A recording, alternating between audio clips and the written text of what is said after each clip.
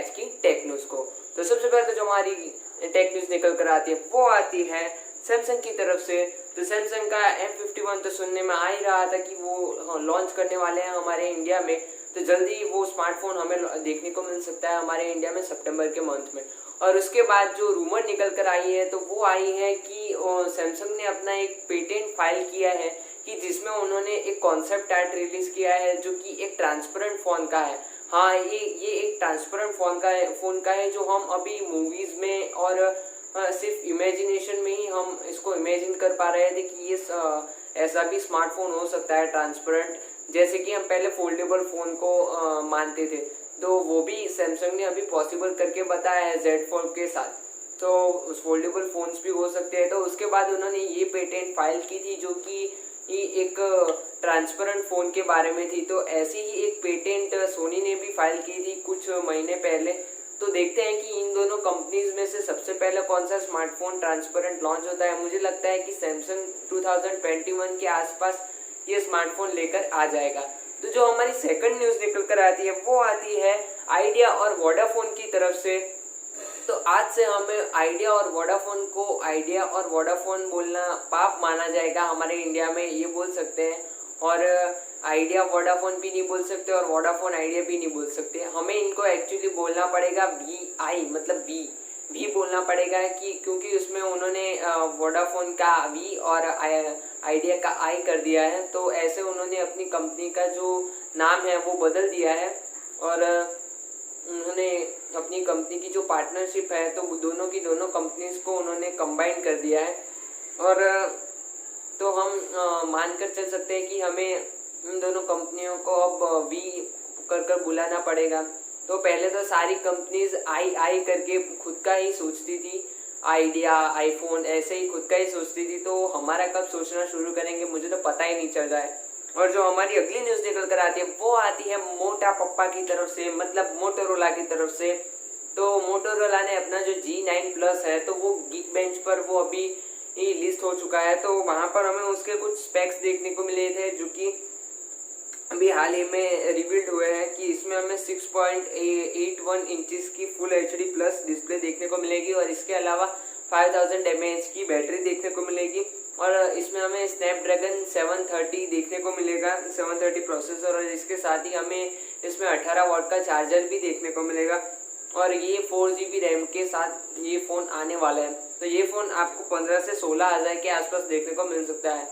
तो उन्होंने मोटोरोला ने कुछ हद तक बहुत ही अच्छा काम किया है कि मोटो G9 के मुकाबले ये फ़ोन उन्होंने बहुत ही अच्छा मैन्युफैक्चर किया है। तो देखते हैं कि ये फ़ोन क्या कमाल करता है हमारे इंडियन मार्केट में। तो जो हमारी अगली न्यूज़ निकल कर आती है तो वो आती है PUBG की तरफ से। हाल ही में PUBG जब बैन हुई है तो काफ़ी सारे लोग शॉक में चले गए थे जो प्लेयर्स उनके थे।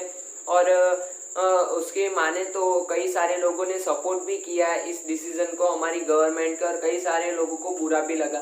तो कुछ ऐसे भी लोग हैं कि जिनको बहुत बुरा लग गया है। तो ऐसा ही एक केस हमारे इंडिया में हो गया है कि वेस्ट बंगाल में एक 21 साल का लड़का, मतलब क्या एज होगी उसकी, 21 ईयर्स, 21 साल की एक लड़के ने PUBG बैन होने के कारण उसने सुसाइड कर लिया।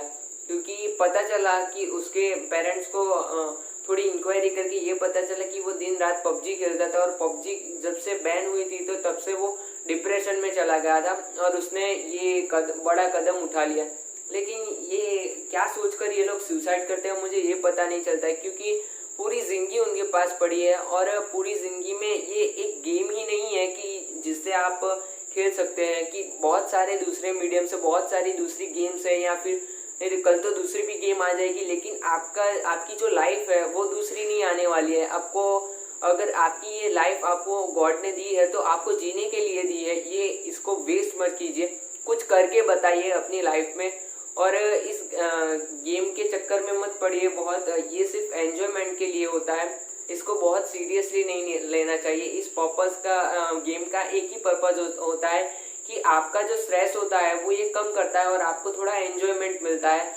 तो दिन में 1-2 घंटे बहुत है, लेकिन 8-9 घंटे का प्लेबैक आपको नहीं करना चाहिए इतना सारा।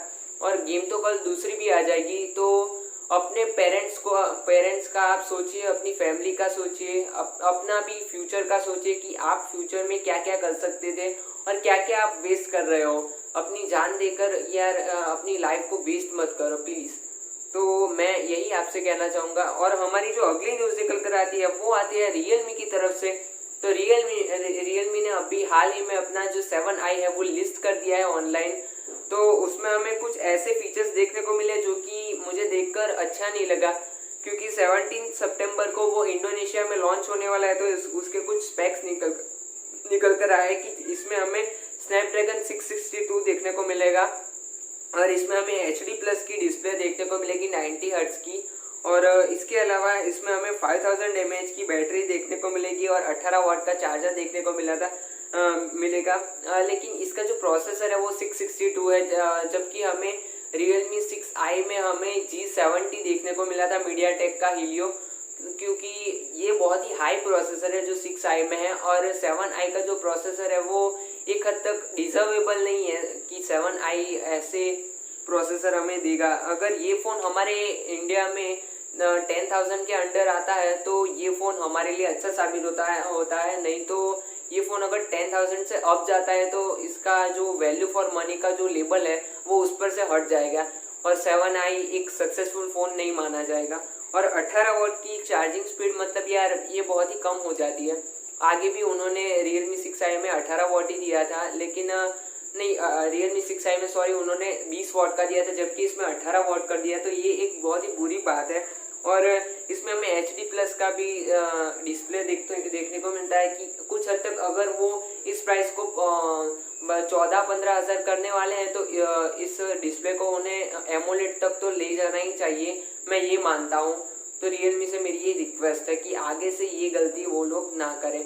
और जो हमारी अगली खबर निकल कर आती है तो वो आती है पोको की तरफ से। तो पोको ने अपना जो X3 है वो आज फाइनली लॉन्च कर दिया है। मेरी न्यूज़ आने तक तो 5 बजे उनका जो लाइव जो कॉन्सर्ट था तो उसमें उन्होंने रिवील कर दिया और उसको लॉन्च भी कर दिया है। पोको X3 को तो लॉन्च कर दिया होगा मेरे ख्याल से।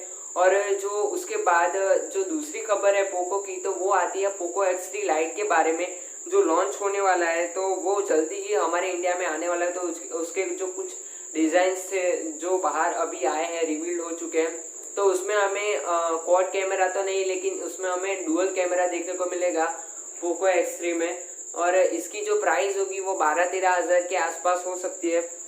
और इसमें हमें 48 मेगापिक्सल का AI कैमरा देखने को मिलेगा। और 60 इसके अलावा इसमें हमें 48 या फिर 64 भी देखने को मिल सकता है AI कैमरा। मतलब यार ये क्या है कि उन्होंने उनका जो दूसरा फ़ोन है रेडमी का, वही उन्होंने रीब्रांड कर पोको में डाल दिया है। मतलब यार ये एक कॉपी पेस्ट ही हुआ। भले ही आप अपने ब्रांड का यूज़ कर रहे हो, लेकिन यार पोको अगर एक अलग ब्रांड है तो वो कुछ अलग करके क्यों नहीं बताते हैं? बाकी सारी कंपनीज का रीब्रांड कर हमें क्यों बताते हैं? तो ये एक दिल पर लग जाती है यार बात, क्योंकि पोको एक ब्रांड है। अभी उनका जो मार्केट है वो बहुत ही ऊपर चला गया है। तो उनको थोड़ा ध्यान रखना चाहिए कि वो कस्टमर्स को जो प्रोवाइड कर रहे हैं कि वो बेटर प्रोवाइड कर रहे हैं या नहीं, जो प्रोडक्ट प्रोवाइड कर रहे हैं वो। तो इसके अलावा जो हमारी अगली न्यूज़ निकल कर आती है वो आती है Xiaomi की तरफ से। तो Xiaomi ने अपना जो Mi 4a टीवी है, जो Horizon का जो टीवी है, तो वो आज उन्होंने इंडिया में लॉन्च कर दिया है। तो ये हमें 2 वेरिएंट में देखने को मिलता है, एक है 32 इंच और एक है 43 इंच। तो ये जो 32 वाला है तो ये हमें 13,499 रुपये में देखने को मिलता है। और दूसरा वाला जो 43 इंच का है तो वो हमें 22,999 में देखने को मिलता है। और 32 इंच के जो जो LCDs हैं तो LEDs हैं तो ये हमें HD रेडी डिस्प्ले के साथ देखने को मिलते हैं और पैच डिस्प्ले है इसमें। और 1 GB रैम और 8 GB रोम का सपोर्ट है। और जबकि 43 इंच के जो LED टीवीज हैं तो ये हमें फुल HD डिस्प्ले के साथ देखने को मिलते हैं। और इसमें भी हमें 1 GB रैम और 8 GB रोम का सपोर्ट देखने को मिलता है और पैच डिस्प्ले देखने को मिलती है। और इसके अलावा इसमें हमें DTS ऑडियो का भी सपोर्ट देखने को मिलता है। और इसके अलावा इसकी जो पैच डिस्प्ले है वो भी बहुत ही अच्छी है। तो एक हद तक ये प्राइस अगर देखने जाए तो ये ठीक ठाक प्राइस है। क्योंकि बहुत कम भी नहीं है और बहुत ज़्यादा भी नहीं है।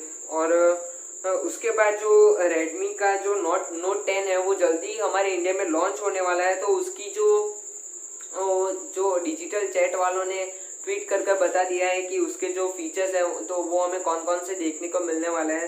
तो नोट 10 की अगर हम बात करें तो इसमें हमें 6.67 इंचेस की हमें इसमें डिस्प्ले देखने को मिलेगी और 120 हर्ट्ज का रिफ्रेश रेट देखने को मिलेगा और फुल एचडी प्लस की हमें इसमें डिस्प्ले देखने को मिलेगी। और इसके अलावा ये भी माना जा रहा है कि इसमें हमें 6000 mAh की बैटरी भी देखने को मिल सकती है। तो ये एक बहुत ही अच्छी बात है कि इसमें हमें 6000 mAh की बैटरी देखने को मिलेगी। लेकिन एक बात दिल को लग जाती है कि अगर ये लोग रिफ्रेश रेट थोड़ा घटा देते तो अच्छा होता, 90 हर्ट्ज का दे दे तो चलता। लेकिन इनको जो डिस्प्ले है वो एचडी प्लस, अभी भी एचडी प्लस में ही है ये लोग, क्योंकि अभी रियलमी ने हाल ही में उसकी उनके जो रियलमी 7 सीरीज थी तो उनमें उन्होंने एमोलेड डिस्प्ले दी है हमें, जबकि ये लोग अभी हमें एचडी प्लस डिस्प्ले ही प्रोवाइड कर रहे हैं। पोको F3 लाइट में भी ऐसा हुआ है और रेडमी नोट 10 में भी ऐसा हुआ है। तो उनको AMOLED display I think provide करनी चाहिए। और जो हमारी अगली न्यूज़ निकल कर आती है वो आती है वन प्लस की तरफ से। तो वन प्लस का जो VE2029 का जो स्मार्टफोन है तो वो जल्दी ही हमारे इंडिया में लॉन्च हो सकता है, जो कि नॉर्ड लाइट के नाम के साथ हमारे इंडिया में लॉन्च होने वाला है। तो इसमें हमें स्नैपड्रैगन 695G देखने को मिलने वाला है और ये फ़ोन हमें 20,000 के आसपास देखने को मिल सकता है, क्योंकि वन प्लस नॉर्ड जो था वो हमें 25,000 के आसपास देखने को मिल रहा था हमारे इंडिया में। तो हम मानकर चल सकते हैं कि ये 20,000 के आसपास आ सकता है। और मैं ये श्योर नहीं हूँ कि ये इंडिया में हमें देखने को मिलता है या नहीं, लेकिन ग्लोबली ये तो जाने ही वाला है सेलिंग में। तो मुझे लगता है कि ये इंडिया में ज़रूर आएगा। और जो हमारी अगली खबर निकल कर आती है तो वो आती है, वो भी वन प्लस की तरफ से ही आती है कि वन प्लस 8T जल्दी सितंबर में हमारे इंडिया में आने वाला है। तो अगर वन प्लस कुछ करना चाहता है मिड रेंज स्मार्टफोन्स में तो वो हमें कुछ अच्छा ला कर दे, नहीं तो OS को क्या हम पॉकेट में लेकर थोड़े घूमने वाले हैं। जो वन प्लस की हाइप यहाँ पर गई है तो वो अभी नीचे भी आ सकती है फिश करके। और जो हमारी आखिरी न्यूज़ निकल कर आती है तो वो एक फनी न्यूज़ है कि फौजी की जब उन्होंने अक्षय कुमार ने अनाउंसमेंट की तो उसके 3 दिन बाद मीम्स आने शुरू हो गए थे इंस्टाग्राम, फेसबुक, ट्विटर और व्हाट्सएप पर। तो किसी ने एक बहुत ही मज़ेदार मीम किया कि उसने फौजी का मैप ही बना डाला मीम में, और उसमें कुछ मैप का ये हाल था, कुछ हेरा फेरी और फिर हेरा फेरी जो अक्षय कुमार की मूवीज़ है तो उस तरह उसने कुछ सेटअप किया था मैप का, जैसे कि आप इमेज में देख सकते हैं। तो इमेज में एक साइड कोल्हापुर, एक साइड रॉयल सर्कस और एक साइड तोता सेठ का खोली और एक साइड अपना खोली और एक साइड जो कचरा सेट का दुकान, ऐसे उसने सेटअप किया था। तो ये एक बहुत ही मज़ेदार जोक है। ये एक ऑफिशियल मैप नहीं है, लेकिन ये एक मजाक था, मीम के तौर पर आप फनी ले सकते हैं। तो बस आज की न्यूज़ में इतना ही। मिलता हूँ आपसे अगले वीडियो में। Till then a great day. Okay then bye.